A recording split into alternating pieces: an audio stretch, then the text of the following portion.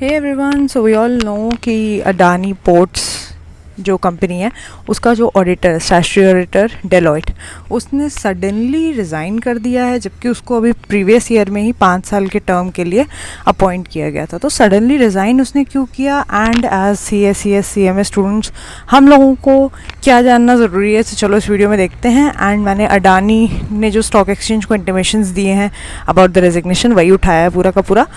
तो चलो स्टार्ट करते हैं। सबसे पहले अडानी, ये तुम देख सकते हो उसका लेटर हेड है ये अडानी का, एंड उसने NSE एंड BSE को बताया है अंडर रेगुलेशन 30, क्योंकि ऑडिटर का रेजिग्नेशन होना एक मटेरियल इवेंट है, इसलिए आपको उसके बारे में आपको स्टॉक एक्सचेंज को नोटिफाई करना होता है। तो इन्होंने क्या बताया है, दो यहाँ पे पॉइंट ऑफ व्यूज़ है। एक कंपनी जो अडानी है उसका पॉइंट ऑफ व्यू है, वो अपनी तरीके से स्टॉक एक्सचेंज को बताता है, और जो डेलॉयट है वो अपना पॉइंट ऑफ व्यू अपने रेजिग्नेशन लेटर में और अपने रिपोर्ट में दिया है। उसने एक क्वालिफाइड ओपिनियन दिया है। क्वालिफाइड ओपिनियन का मतलब होता है कि कुछ गड़बड़ है, इसलिए हम ठीक से या फिर इनसफिशिएंट इन्फॉर्मेशन की वजह से हम एक 100% सब कुछ सही है, जिसको बोलते हैं अनक्वालिफाइड ओपिनियन, हम अनक्वालिफाइड ओपिनियन नहीं दे पा रहे हैं, तो इसलिए उसने क्वालिफाइड ओपिनियन दिया है। तो अभी चलो देखते हैं उसकी रिपोर्ट में क्या क्या लिखा हुआ है।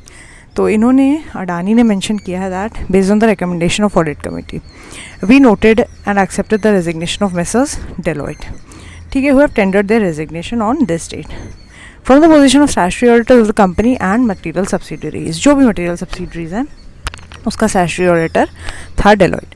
अब उनका रेजिग्नेशन लेटर है और उसमें रीजंस भी लिखे हुए हैं, they appreciate and they have taken on record. अब ये लोग के, इन लोगों की इतनी बड़ी कंपनी है अडानी, कितनी बड़ी कंपनी है, उसकी कितने सारे मटेरियल सब्सिडरीज, एक दिन का भी ऑडिटर अगर नहीं है ना तो ऑफिस में इतना नुकसान होगा काम का, इतना सब कुछ मतलब out of hand, out of control चला जाएगा। इसलिए इन्होंने इमीडिएटली नया ऑडिटर अपॉइंट कर लिया है। ये देखो यहाँ पे लिखा हुआ है, audit committee recommends approval subject to shareholders approval of course, क्योंकि आप ऑडिटर अभी आप इसको अपॉइंट कर रहे हैं as a director, board of directors, but बाद में हमें शेयर होल्डर्स का उसको AGM में उसको रेटिफाई कराना ही होगा, subject to the shareholders approval. We hereby approve the appointment of messrs MSKA and associates the chartered accountants. तो इन्होंने तुरंत, मतलब डेलॉयट गया नहीं कि इन्होंने तुरंत तैयारी कर ली कि हमें नया ऑडिटर चाहिए और उसको अपॉइंट भी कर लिया, to fill the casual vacancy which was caused by the resignation of Deloitte and to hold office till the next AGM। अब जो नेक्स्ट AGM आएगी, इनकी अभी AGM हो चुकी है इस साल की, FY एंडेड 2023 की इन्होंने AGM कर ली है। अब नेक्स्ट AGM इनकी 2024 में होगी, तो तब तक के लिए शेयर होल्डर्स का अप्रूवल चाहे तो EGM में भी ले सकते हैं, लेकिन एक ये नॉर्मल सी चीज़ है, इट्स लाइक ऑर्डिनरी बिजनेस, तो इसमें कोई प्रॉब्लम नहीं है, हम नेक्स्ट AGM तक वेट कर लेंगे, ठीक है।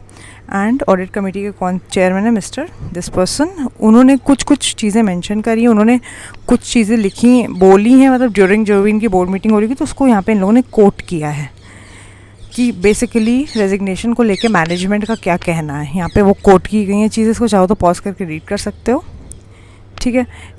ये बेसिकली क्या बोल रहे हैं मैं शॉर्ट में बता देती हूँ कि डेलॉयट के साथ इनकी बोर्ड ऑफ डायरेक्टर्स के साथ डेलॉयट की मीटिंग हो। डेलॉयट कौन है, स्टैट्यूटरी ऑडिटर। ऑडिटर को जब ऑडिट करना होता है चीज़ों का, तो वो इन्फॉर्मेशन मांगता है, वो चीज़ों का जस्टिफिकेशन मांगता है, आपने कुछ ट्रांजैक्शंस करे हैं तो उसके बारे में पूछता है कि ये क्यों किया, क्या किया। तो company and board of directors जो है वो सब जॉइंटली रिस्पॉन्सिबल होते हैं ऑडिटर को जवाब देने के लिए, ठीक है। तो कुछ इन लोगों के बीच में वो हो गया, लाइक डिस्कशन ऐसा हुआ that they were not agreeing on some terms. Basically Deloitte ने ये बोला that indicated the lack of wider audit role as auditors of listed Adani portfolio companies. Deloitte ने ये बोला कि अगर हम अडानी का एक कंपनी के हम ऑडिटर हैं जो लिस्टेड कंपनी है, उसकी मटीरियल सब्सिडरीज जो हैं उसके भी हम हैं ऑडिटर, ठीक है, तो हमें आप अडानी का वाइडर ऑडिट रोल दीजिए ताकि हमें सब कुछ समझ में आए कि Adani all over group company में चल क्या है। हमें पूरे अडानी की जितनी भी कंपनीज, अडानी के अंडर जितनी कंपनीज आती हैं, हो सकता है 100 125 कुछ कंपनीज होंगी, सबका स्टैट्यूटरी ऑडिटर हमें बनाओ ताकि हमें एक क्लियर ओवरव्यू मिल पाए कि अडानी में चल क्या रहा है। ऐसे हमें इनकम्प्लीट सा फील होता है, क्योंकि एक अडानी का हम, जैसे पोर्ट्स के डेलॉयट हैं, अडानी पोर्ट्स का डेलॉयट स्टैट्यूटरी ऑडिटर, तो अडानी अगर अपनी ही रिलेटेड कंपनी से होल्डिंग सब्सिडरी जो भी उससे अगर कोई ट्रांजैक्शन कर रहा है, उसका हो सकता है ऑडिटर कोई और हो, तो इसको इनसफिशिएंट इन्फॉर्मेशन फील हो रही है कि हमें। और एक चीज़ और है, एक रिपोर्ट के बेसिस पे भी है, वो भी मैं बताऊंगी तुम लोगों को, तो यहाँ पे वो है। तो डेलॉयट ने बोला कि हमें पूरा सब आप स्टैट्यूटरी ऑडिट करने का मौका दीजिए, because we are lacking wider audit है। तो इन लोगों ने ये बोला अडानी ग्रुप ने that this is not convincing and sufficient to make a move, मतलब हमें ऐसे कोई ज़रूरत नहीं लग रही है, आपको जहाँ का ऑडिटर बनाया है वहाँ ऑडिट करिए बस। तो ये इन लोगों में कुछ डिस्प्यूट सा हो गया।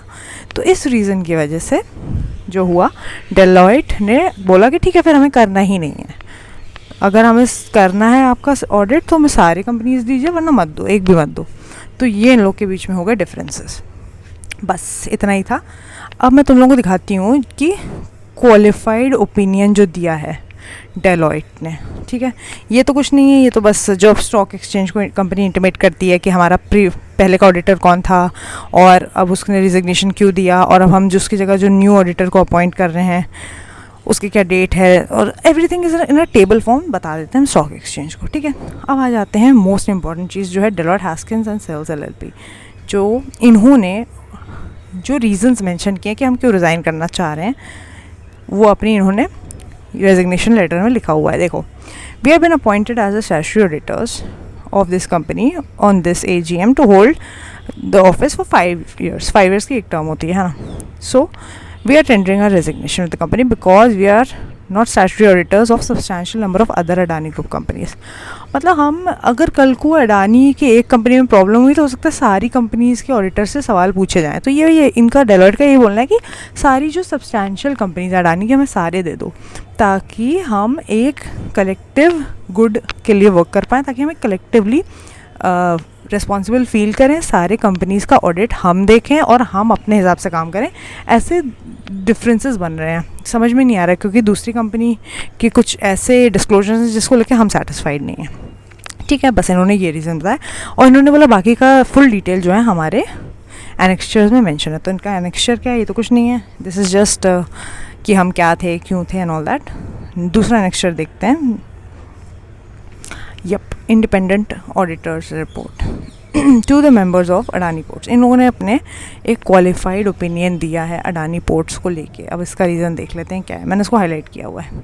क्यों क्वालिफाइड ओपिनियन दिया है इन लोगों ने?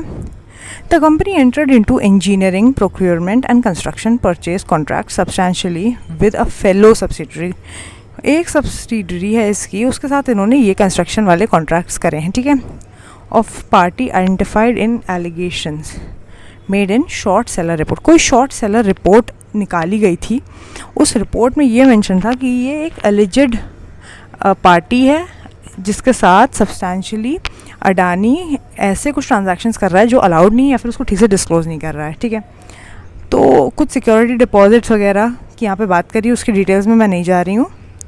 कुछ नेगोशिएशंस हुए एंड ऑल दैट। तो बेसिकली डेलॉयट को ये फील हुआ, ये देखो, The company has represented to us that there is no effect of allegations। कुछ एलिगेशंस लगाए गए अडानी पोर्ट्स पे। एक रिपोर्ट आई, एक तो हिंडनबर्ग रिपोर्ट आई थी, उसके पहले या बाद में एक शॉर्ट सेलर रिपोर्ट आई थी, उसने भी कुछ एलिगेशंस लगाए कि कुछ पार्टीज़ के साथ ट्रांजैक्शन कर रहा है अपनी ही रिलेटेड पार्टीज़ के साथ, बट ठीक से डिस्क्लोजर नहीं कर रहा है या फिर ठीक से फॉलो नहीं कर रहा है नॉर्म्स जो होते हैं।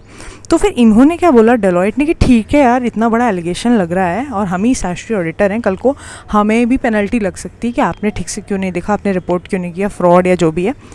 और वैसे भी सेबी ने कुछ इसके ऊपर अडानी के ऊपर चल रहा है इन्वेस्टिगेशन, तो वो चल ही रहा है अभी तक। तो डेलॉयट ने ये बोला दैट मैनेजमेंट को सजेस्ट किया कि why don't we get independent external examination of these allegations. Deloitte ने ये बोला कि एलिगेशन जो लगा रहा है हमारी रेपुटेशन ख़राब हो रही है अडानी ग्रुप की, और हम आपसे एसोसिएटेड हैं, तो हमें अपना नाम नहीं ख़राब करना है। So why don't we get independent external examination, जो एलिगेशन है once and for all clear हो जाएंगे ना। तो ये जो अडानी ग्रुप है, इनके जो बोर्ड ऑफ डायरेक्टर्स मैनेजमेंट है, इन्होंने कहा कि नहीं, ऐसी कोई ज़रूरत नहीं है, जो भी है सही है, ठीक है। तो ये सारी चीज़ें पेंडिंग थी और and they were not able to comment on some transactions. उसका कोई भी रीज़न हो सकता है, इनकम्प्लीट इन्फॉर्मेशन या फिर ऐसे कुछ ट्रांजैक्शन जिनका ज़्यादा कुछ मीनिंग नहीं बन रहा है, जो भी रीज़न हो सकता है। सो इन्होंने ये भी यहाँ पे मेंशन किया that we are independent of the company. हम कंपनी का कोई वो नहीं है साथ, we are not associated with the company, we are independent. हम अपना काम कर रहे हैं, हम चार्टर्ड अकाउंटेंट्स हैं, स्टैट्यूटरी, हमारा काम ही है कि हम इंडिपेंडेंट होकर अपने कोड ऑफ एथिक्स को फॉलो करें, अपनी रिस्पॉन्सिबिलिटीज़ एथिकली करें। तो हमें जो सही नहीं लग रहा है इसलिए हम यहाँ पर रिज़ाइन कर रहे हैं, ठीक है। इन्होंने ऐसे कुछ काम किए हैं our opinion is not modified in this matter, कोई मैटर है, ठीक है, कि audit matters which require professional judgement. हाँ, तो बेसिकली जब आप ऑडिट करने जाते हो एक कंपनी का, आप एक चेकलिस्ट बनाते हो, 1 to 20 पॉइंट्स हो गए, जैसे कि कुछ भी हो सकते हैं, ठीक है, depending on the size of the company. तो इन्होंने कुछ पॉइंट्स बनाए थे, उसका इन लोगों को कंपनी को जवाब देना होता है अपने ऑडिटर को। तो ये कंपनी ने ही जवाब नहीं दिया कि जो भी करके कंपनी ने ऐसे बोला कि we don't know, we not sure, जो भी है। तो इसी वजह से हो सकता है कंपनी बिल्कुल सही है, अडानी, उसने कोई गलती नहीं करी, लेकिन ये 100% डेलॉइट श्योर नहीं हो पा रहा है कि ये कंपनी में फ्रॉड नहीं है या कंपनी एकदम सही वर्क कर रही है। 100% श्योर इसलिए नहीं हो पा रहा क्योंकि कुछ मैटर्स पे कंपनी जवाब ही नहीं दे पा रही है, कुछ ट्रांजैक्शन ऐसे किए हैं कंपनी ने। ये देखो शॉर्ट सेलर रिपोर्ट एक हुई थी, उसकी वजह से अडानी कंपनीज़ के ऊपर कुछ एलिगेशंस लगे, जिसकी वजह से डेलॉइट बोल रहा था कि एक्सटर्नल एक इंडिपेंडेंट एग्जामिनेशन करवा लो ना, तो अडानी ने बोला नहीं। तो बस उसी की वजह से हो गए डिफरेंसेस। अडानी ने और इसने बोला, डेलॉइट ने कि ठीक है, हमें फिर आपके साथ कोई एसोसिएशन ही नहीं रखना, ऑलरेडी आपके सेबी का तो इन्वेस्टिगेशन चल ही रहा है, फालतू हमारा भी नाम ख़राब हो जाएगा, ठीक है। ये देखो, in absence of independent external examination by company and because of insufficient appropriate audit evidence, मतलब ये एविडेंस ही नहीं कलेक्ट कर पाए बिकॉज ये कुछ ट्रांजैक्शंस का कंपनी जवाब नहीं दे पा रही थी। We have performed alternative audit procedures, और इन लोगों ने डेलॉइट ने ये भी बोला है दैट इंटरनल कंट्रोल कंपनी का ठीक नहीं है। ऐसे कुछ डेलॉइट ने अपने, एक्चुअली 165 पेजेस की रिपोर्ट है पूरी की पूरी, बट मैं सिर्फ इंपॉर्टेंट चीज़ें तुम लोगों को दिखा रही हूँ जस्ट टू शो कि देखो क्या बवाल चल रहा है।